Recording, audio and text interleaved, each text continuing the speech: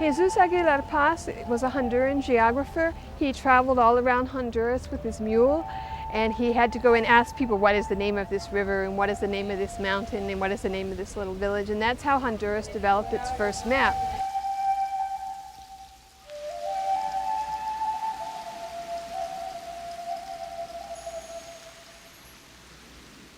His 1954 version of the map is quite complete, although it shows the ruins of Ciudad Blanca with a question mark.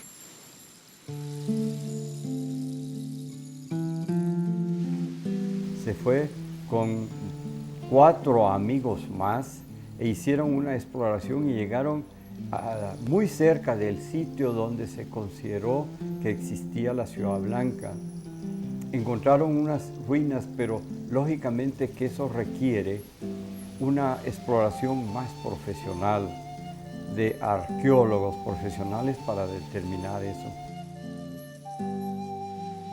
It was through his efforts that the area was decreed the Ciudad Blanca Archaeological Reserve, which later turned into the Rio Platano Biosphere Reserve, the first in Central America.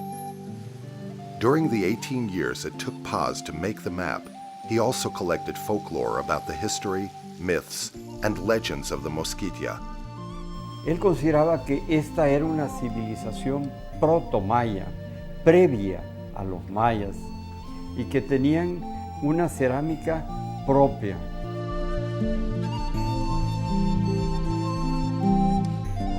Ted once met a man who said he'd been to Ciudad Blanca. In fact, he stated, "I have the treasures of the city in my home." This man, whom we refer to as Mr. X, was kind enough to let them capture these images, as long as his identity would not be revealed. One of the issues in the area is about protection, that a number of important pieces we know are being stolen and they're being kept in people's houses or they're being sold on the illegal art market.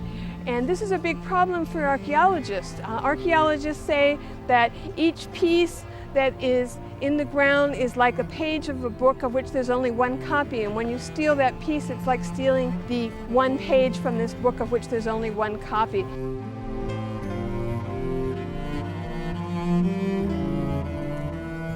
The team has made arrangements to refuel in the largest of the 18 departments of Honduras, Alancho.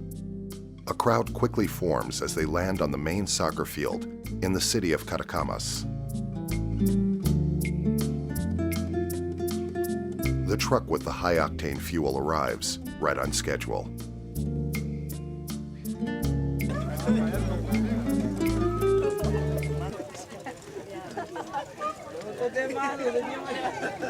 Okay, enough.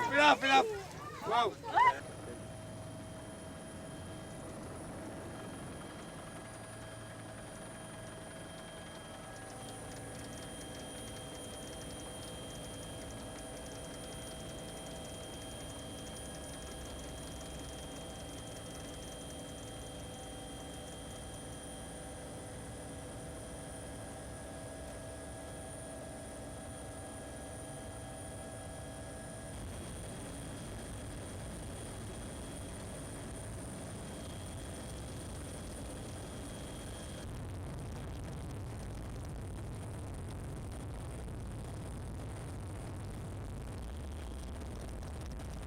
One of the more interesting tales in this quest is that of explorer Theodore Mord.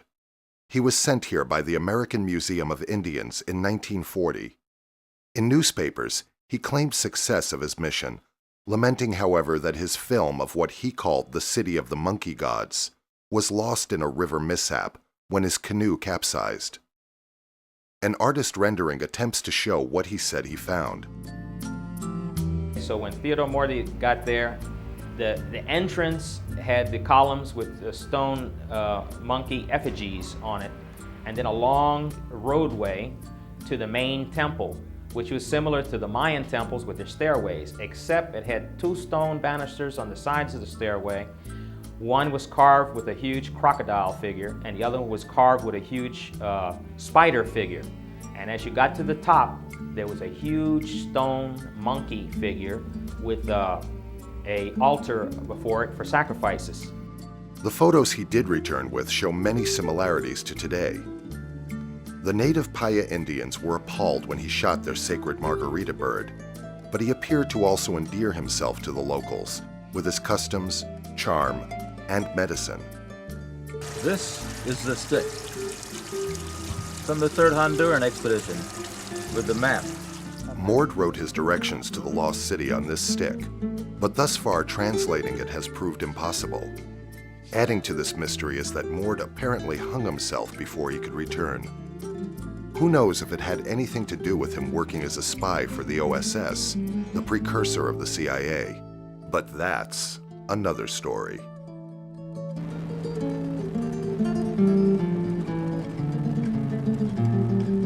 In 1969, Francisco Machado headed a cartographic expedition for Ciudad Blanca. While his group didn't find the large capital city, they did find other ruins and plenty of dangers.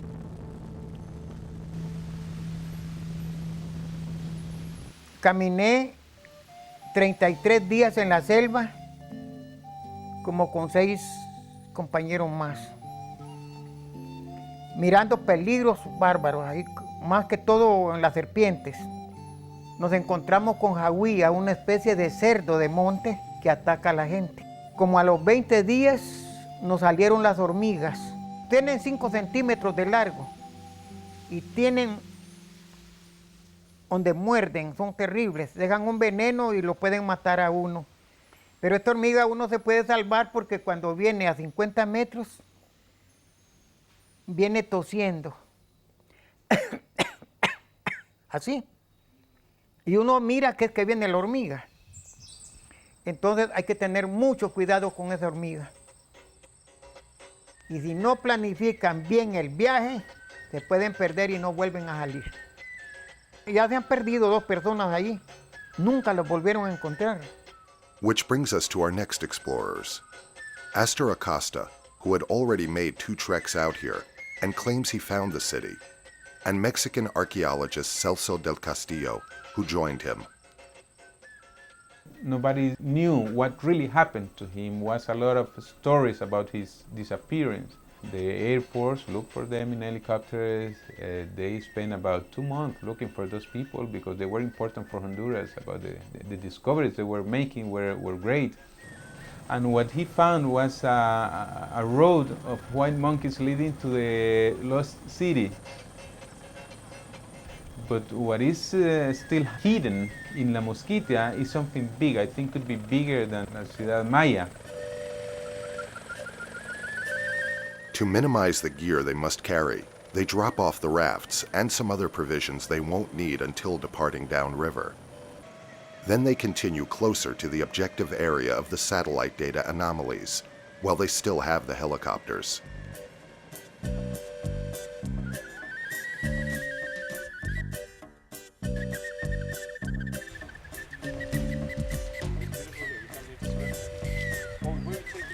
They meet the people that live at the top of a riverbank and ask them if they would watch their things for a week in exchange for modest payment and much appreciated food and simple medicines.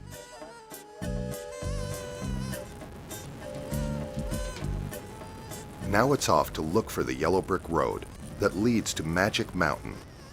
These names were made up on the spot to mask the locations and to avoid the possible risk of attracting looters. It refers to the narrow valley that leads to an area that appears the most interesting in the satellite data. The pilots have the approximate coordinates of where they desire to be, but the dense forest limits their landing possibilities. The team attempts to get an aerial perspective in hopes of seeing something, anything, but the canopy is just too thick. They must take note of the few small houses near the waterways, as they will eventually need to find a mule team and porters to help transport them back to River Base.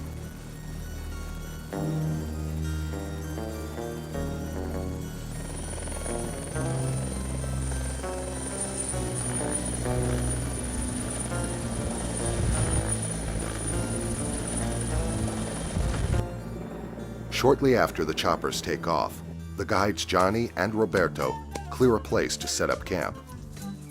Roberto, a native Garifuna, knows the jungle like the back of his hand. Aquí tenemos una planta. Hay que tener mucho cuidado con ella en la montaña. Ahora donde nosotros vamos a caminar, donde vamos a ir, si miramos esta planta, siempre hay que tener cuidado porque es completamente tóxica. But we have a more immediate problem to deal with. So what went wrong? Because I thought they were going to drop us in here. That's, we're on a whole different river system. So basically, we're stuck. Seriously, I want to know why nobody took a fix on the GPS when we landed. It did. Because, You did, and did you pull out the map? No. According to the GPS, they are only a few miles from the target coordinates, but there is a large mountain range in the way. Now they need to find that mule team ASAP.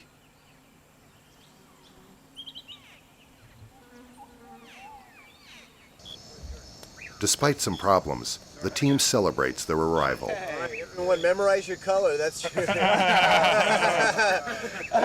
Paul's got the pink one. Paul, you're stuck with the pink one. The generator and fuel add tremendous weight to the gear, but they are necessary for recharging the camera batteries. And it's a pleasure to have lights at dinner time. Bistro al fresco. Flown in by helicopter, I think. Take a bite.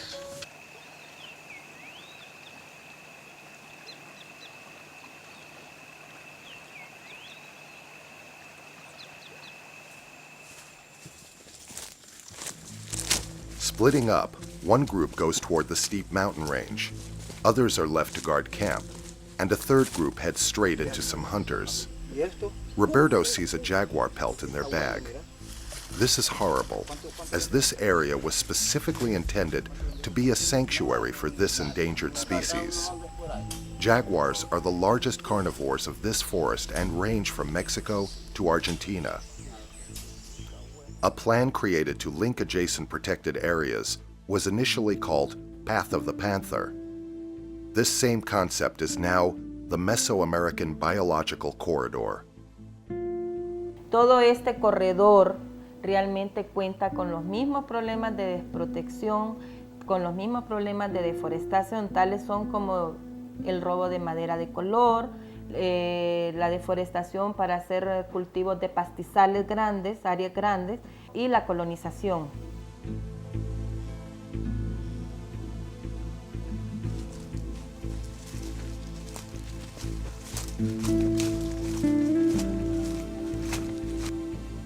One trail ends at this frontier house, where this campesino has just returned from hunting a boar.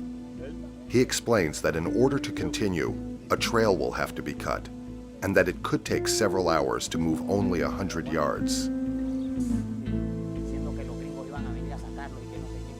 They are shown this artifact he found in his field. It is a small corn grinding stone called a metate. Of interest to the group is that it has the head of a serpent, matching many other pieces from the region. It is this familiar design and the possible relation to the feathered serpent deity Quetzalcoatl that is a main focus of curiosity. In the area, they have been able to find large corn grinding stones, which are called metates, and they also have a round part on top, which is rolled over them, which is called mano. And the purpose of these is to grind corn. However, because of the very smooth surface and also because of their size, it's believed that the very large ones are actually ceremonial corn grinding stones, which would have been used during ceremonies. Now, in order to have ceremonies that require corn grinding stones, you need gods related with corn. And this is interesting because of some of the statues that we see in the area. One of them is Quetzalcoatl, and another one reportedly are monkey gods. And both of these are related to the Aztec myth of how they got corn. Mi padre fue un historiador también, y él descubrió que la razón fundamental por la cual don Hernán Cortés vino a Honduras no fue tanto para indagar lo que había hecho su capitán Olid, Cristóbal de Olid, sino más bien porque en México le advirtieron a Cortés que uno de los lugares de los cuales ellos percibían más oro era de Tlapalán. Tlapalán significa en náhuatl ciudad de la tierra colorada. y los aztecas le llamaban Huehue Tlapalan. Es decir, Huehue es antigua, vieja, porque hay una teoría de que algunos mexicas no vinieron no solo del noroeste de México, sino que hubo una migración más bien desde Honduras hasta México y que tuvo relación con la cultura de la ciudad de Tula y de Teotihuacán. Tanto que ellos consideraron que su dios maya vino desde Tula a refugiarse a Honduras, a volver otra vez a la tierra de sus abuelos, Huehuetlapalan. Huehuetlapalan is a place name of special significance to the Aztec and their artistic relatives, the Toltec. It is also a name inextricably linked to the legends, tales, mythology, and perhaps history of the deity Quetzalcoatl. One migration myth has the priest king exiling himself from the Toltec capital of Tula to the coast and then departing on a raft of serpents.